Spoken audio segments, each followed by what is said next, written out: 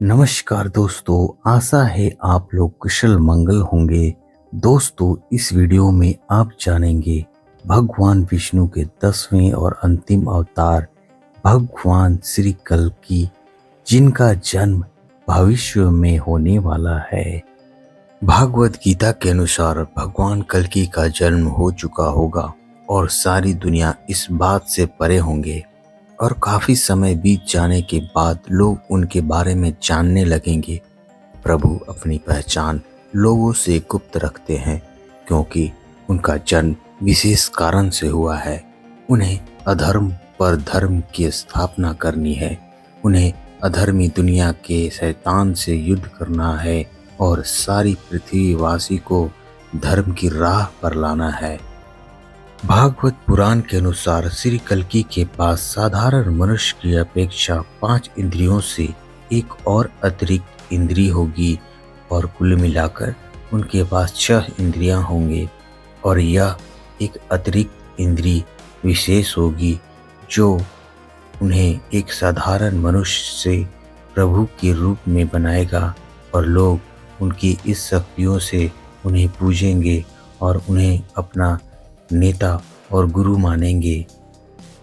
दोस्तों, वर्तमान स्थिति के अनुसार भगवान कल्कि के पास कृत्रिम बुद्धिमत्ता यानी आर्टिफिशियल इंटेलिजेंस से भी उन्नत तकनीक होगी या फिर उनके पास ऐसी बौद्धिक तार्किक शक्ति होगी जो इस दुनिया की तकनीक से भी काफ़ी आगे होगी और वह लोगों के पास नहीं होगी। जिस समय दुनिया में कृत्रिम बुद्धिमत्ता और यंत्र मानव का चारों ओर बोलबाला होगा, मानव जाति का अस्तित्व नाम मात्र का होगा और भगवान पुराण के अनुसार कलयुग का अंतिम समय में मनुष्य के अंदर प्रजनन शक्ति खत्म हो जाएगी और समस्त मानव जीवन खतरे में आ जाएगा। तब श्री विष्णु के 10वें अवतार के रूप में श्री कल्कि भगवान पृथ्वी पर मौजूद बुरी शक्तियों के विरुद्ध युद्ध का आगाज करेंगे। श्री कल्कि पुराण के अनुसार प्रभु शुरू में दुनिया को कमजोर लगेंगे और उनका शत्रु कोक विकोक उन पर काफी हावी रहेगा, परंतु बाद में वह अपनी शक्तियों को पहचानेंगे और अपनी स्वर्ण सेना के साथ बुरी शक्तियों पर टूट पड़ेंगे। और इन बुरी ताकतों से लड़ने के लिए प्रभु कल्कि अपनी एक सेना बनाएंगे और वह सेना बहुत ही शक्तिशाली होगी और फिर बहुत ही भयानक युद्ध होगा और उस युद्ध के बहुत सालों बाद पृथ्वी चलती रहेगी और बहुत सालों के बाद चलने के बाद वह पृथ्वी वीरान हो जाएगी और यहाँ पर जीवन न के बराबर होगी और उसके बाद प्रभु एक नए मानव के नस्ल की उत्पत्ति करेंगे और उस नस्ल के पास प्रभु कल्कि के जैसे 6 इंद्रियां होंगे। दोस्तों, उनका शत्रु कोक विकोक सारी मनुष्य प्रजाति को अपना गुलाम बनाकर उन्हें नपुंसक बनाता होगा और उनकी मानव यंत्र सेना पृथ्वी पर राज करती रहेगी, परंतु इस बात का कल्कि भगवान को कतई मंजूर नहीं होगा। स्कंद पुराण के 10वें अध्याय में यह वर्णन किया गया है कि कलयुग में भगवान श्री विष्णु का अवतार श्री कल्कि के रूप में होगा और वह संबल ग्राम में होगा। अग्नि पुराण के 16वें अध्याय में ऐसा वर्णन है कि भगवान कल्कि का अवतार तीर कमान धारण करते हुए एक घुड़सवार के रूप में होगा और वे भविष्य में ऐसा अवतरित होंगे। कल्कि पुराण के अनुसार वह हाथ में चमचमाती हुई तलवार लिए सफेद घोड़े पर सवार होंगे और युद्ध और विजय के लिए निकलेंगे तथा मलेच्छों को पराजित कर सनातन धर्म की स्थापना करेंगे। पुराणों की यह धारणा कोई मुक्तिदाता भविष्य में होंगे जो सभी धर्मों ने अपनाई है। तो क्या प्रभु कल्कि का अवतार हो चुका है या होने वाला है, यह कहीं स्पष्ट रूप से नहीं पता चलता।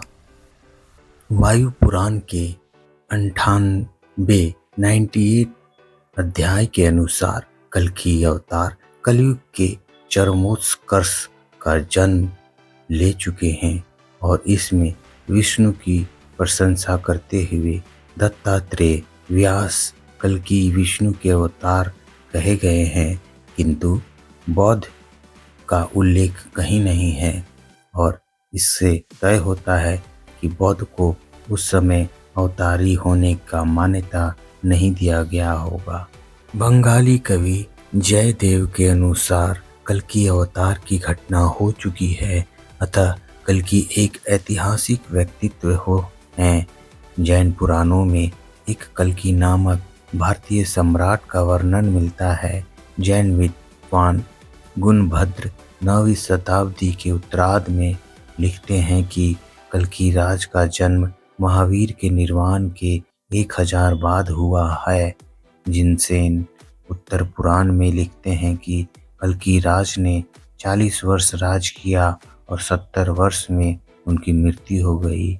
कल्कि राज अजित्यानंद जी का पिता वह बहुत हिंसक और क्रूर शासक थे, जिससे दुनिया पर नमन किया और निग्रह जैन समुदाय पर अत्याचार किया और उसके बाद उन्होंने काफ़ी लोगों को यातनाएं दी और उससे बचाने के लिए कल्कि भगवान ने उन्हें मृत्यु का भोग बनाया और फिर उनसे लोगों की रक्षा की। तो दोस्तों, कल्कि भगवान के बारे में अलग अलग ग्रंथों और अलग अलग धर्मों में बहुत कुछ है, तो इससे कुछ पता नहीं होता, पर यह स्पष्ट है कि प्रभु कल्कि जो हमारे साथ विष्णु के रूप में अवतरित होंगे या फिर हमारे साथ हैं, क्योंकि प्रभु तो प्रभु हैं, चाहे वह किसी रूप में हो। दोस्तों, मैं नहीं जानता कि आप भगवान के किस स्वरूप को पूजते हैं, क्योंकि वो भगवान का कोई भी स्वरूप हमें पूजना चाहिए और उन्हें मानना चाहिए। दोस्तों, यूँ तो हम नहीं जानते कि हम किस युग में हों।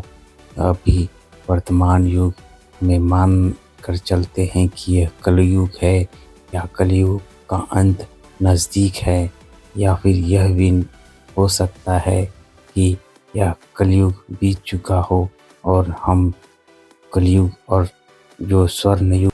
तो दोस्तों, आशा करता हूँ यह वीडियो आप लोगों को अच्छा लगा होगा, तो मेरे वीडियो को लाइक कीजिए और मेरे चैनल को सब्सक्राइब कीजिए। तब तक के लिए धन्यवाद मित्रों, और कमेंट करके बताइए कि मुझे ऐसे वीडियो बनाना चाहिए कि नहीं।